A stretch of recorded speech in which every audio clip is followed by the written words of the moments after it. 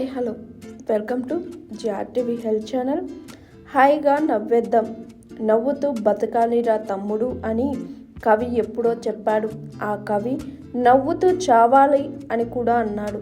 కానీ నవ్వుతూ ఉంటే ఆ చావు అంత తొందరగా రాదని పలు పరిశోధనలు చెబుతున్నాయి. నవ్వులో అందమే కాదు, ఆరోగ్యము ఉందని గుర్తుపెట్టుకోండి. అందువల్ల నవ్వుతూ ఉండే వాళ్ళ జీవితకాలం కొన్నేళ్ల పాటు అధికంగానే ఉంటుందని ఎన్నో రీసెర్చ్లు తేల్చాయి. ఆయుష్ పెరగడం ఒకటే కాదు, దరహాసంతో మరెన్నో లాభాలున్నాయి. నవ్వుతూ ఉంటే ఒత్తిడి తగ్గిపోతుంది. మోమిపై నవ్వులు విరబూస్తున్నప్పుడు మెదడులో సంతోషాన్ని కలిగించే ఎండార్ఫిన్, సెరోటోనిన్ హార్మోన్లు విడుదలవుతాయట.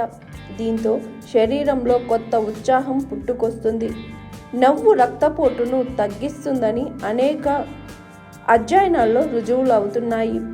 గుండెల్లో గుబులు పుడితే కుంగుబాటుకు గురవుతాం. పోషకాల లోపమే కాదు, నవ్వు లేకపోయినా రోగాలొస్తాయి. మనోవ్యాకులత వల్ల శారీరక ఆరోగ్యం కూడా క్షీణిస్తుంది. కారణం వ్యాధి నిరోధక శక్తి తగ్గిపోవడం. ఆ రోగాలను గెలవాలంటే నవ్వాల్సిందే, ఇమ్యూనిటీని పెంచుకోవాల్సిందే. అంతేకాదు, నొప్పులను కూడా నవ్వు తగ్గిస్తుంది.